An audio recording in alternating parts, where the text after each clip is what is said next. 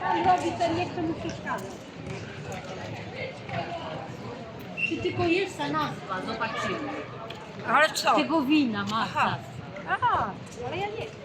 No nie, no tylko nazwa.